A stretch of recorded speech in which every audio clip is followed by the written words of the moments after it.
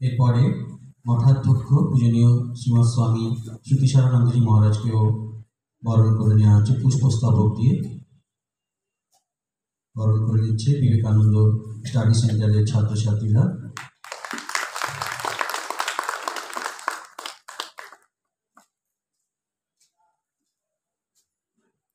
পরম পূজনীয় শ্রীমৎ স্বামী দয়ানন্দজি মহারাজকে রামকৃষ্ণ মঠ তমলুকের পক্ষ থেকে পূজনীয় মহারাজের হাতে স্মারক উপহার তুলে দিচ্ছেন মঠাধ্যক্ষ।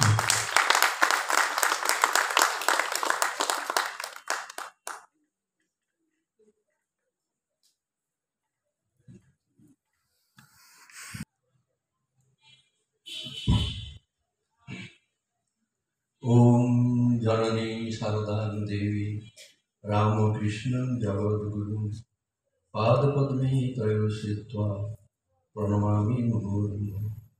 नमस्ते यतिराजाय विवेकानन्दसूरये सच्चित्सुखस्वरूपाय स्वामिने तापहारिणे।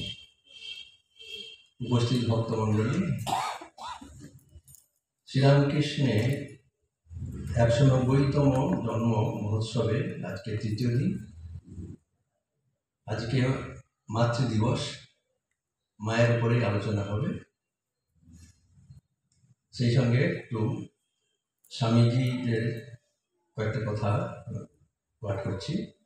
স্বামী বিবেকানন্দ ক্ষোভের সঙ্গে গুরুভাইদের আমেরিকা থেকে লিখেছিলেন, মা ঠাকুরুন কি বস্তু বুঝতে পারোনি, এখনো কেউই পারো না, ক্রমে পারবে। স্বামী প্রেমানন্দ লিখেছেন, সৃষ্টিমাকে কে বুঝিয়েছে, ঐশ্বর্যের লেশ নাই।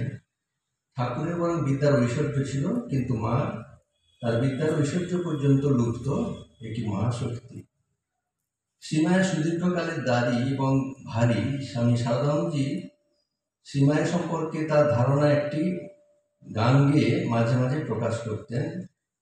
গানটি হচ্ছে, তো রঙ্গ দেখে রঙ্গময়ী অবাক হয়েছি, হাসিব কি কাঁদিব তাই বসে ভাবতেছি। বিচিত্র ভবের মেলা, ভাঙা গড়া দুটি বেলা, ঠিক যেন ছেলে খেলা বুঝতে পেরেছি। এতকাল রইলাম কাছে, বেড়াইলাম পাছে পাছে, চিনতে না পেরে এখন হার মেনেছি। আমরা তিনজন ঠাকুরের পার্ষদের কথা মা সম্বন্ধে জানলাম। আজকে এই অনুষ্ঠানে মায়ের উপরে জীবন ও বাণী নিয়ে আলোচনা করবেন Swami Dayananda Maharaj, Ramakrishna mission Calcutta students home, Belgharia, Uttar 24 থেকে এসেছেন। তাকে আমার শ্রদ্ধা, নমস্কার এবং শুভেচ্ছা জানাচ্ছি। আর সমস্ত সাধু ব্রহ্মচারী যারা রয়েছেন প্রত্যেকেই আমার শ্রদ্ধা, নমস্কার, শুভেচ্ছা জানাই। ভক্ত এবং অনুরাগীবৃন্দ, আপনারা আমার শুভেচ্ছা, শ্রদ্ধা এবং নমস্কার জানবেন। সবাইকে আমি জানাই স্বাগতম, সুস্বাগতম, নমস্কার।